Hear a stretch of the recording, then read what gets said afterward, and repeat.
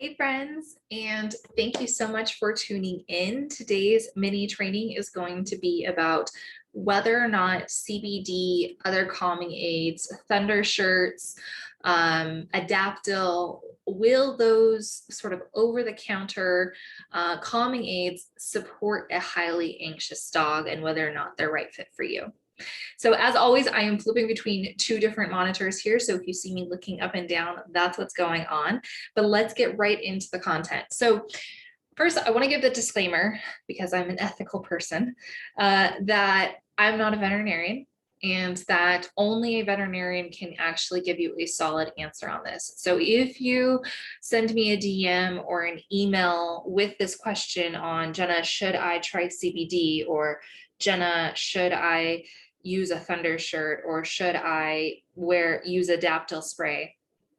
I'm going to give you a very generic answer that you're probably not going to like, that says a little something like, I ethically can't and professionally cannot answer that question. You're going to need to ask your vet.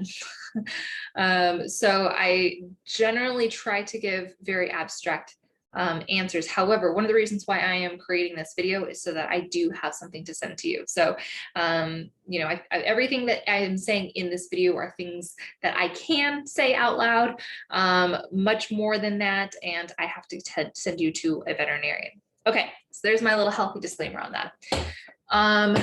Now, the other thing I want to mention, because on my channel and on my Instagram, I really try to support everything backed by science.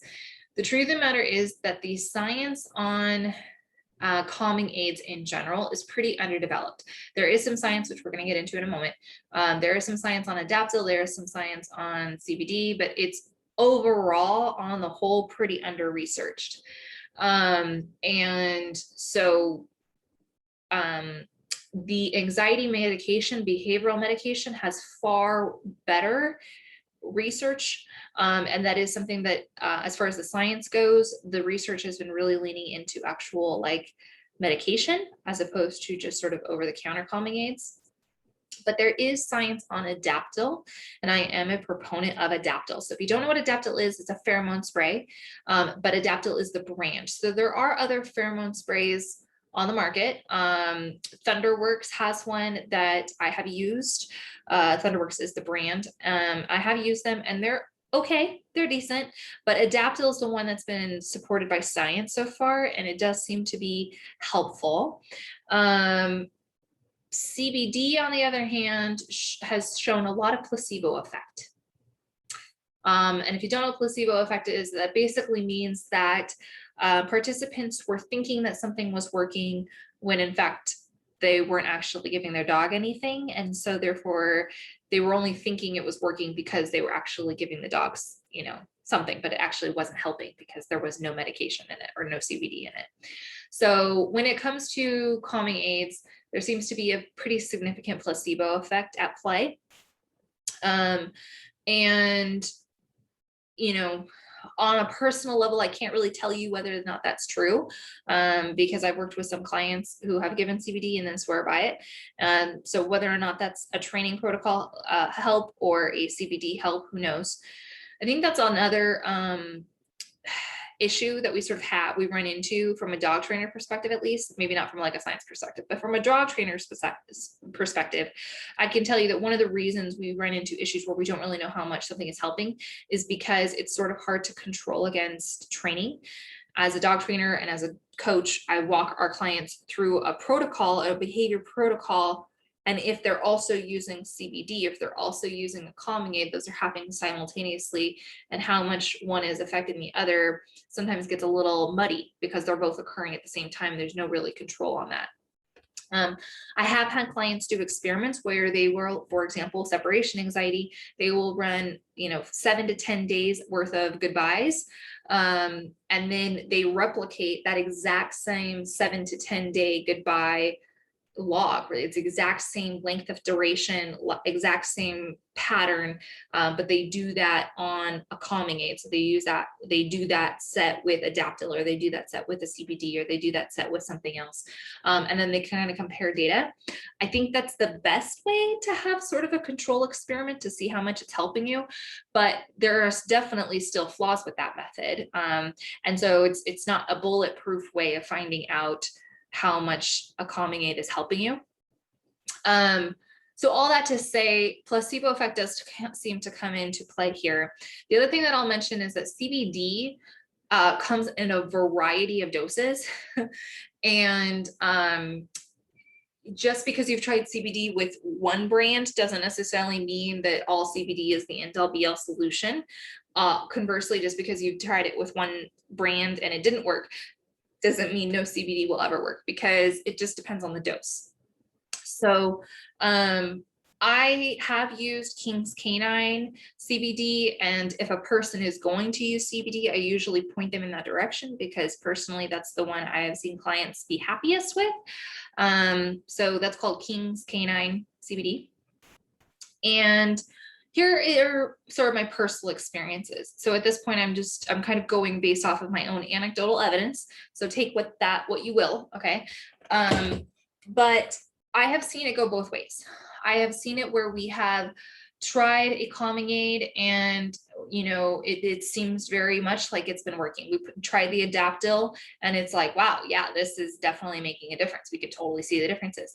And then I've done the exact same thing and used the exact same Adaptil with a different dog. And it's like, nope, that was a waste of $27. So, you know, I personally have seen it go both ways. I do enjoy thunder shirts for some dogs. I've talked about this before, where I've mentioned that Max, my dog, loves his thunder shirt, and we use it for intense moments. If you don't know what a thunder shirt is, it's sort of like a swaddle shirt, and it's a compression shirt. So it's based off the principle that animals, including humans, enjoy sort of being held and pressed against, kind of like a weighted blanket or kind of like a hug. That is the principle of thunder shirts. And on the other hand, I have heard other people, including like one of the other RP coaches, Shelly, she used the thunder shirts on her dogs and she was like, I didn't see any difference at all. So, you know, there's definitely some, I don't think that thunder shirt is excellent for all individuals. I usually just find that I recommend them for clients who have dogs that enjoy sleeping under blankets, for example, or dogs who really love their crate. I talked about this before, that my dog Max really loves building forts and sleeping in forts. He enjoys being enclosed. He enjoys that cocoon. And so it makes sense that he would also enjoy his thunder shirt. So if what I'm describing sounds like your dog, then perhaps a thunder shirt is worth using.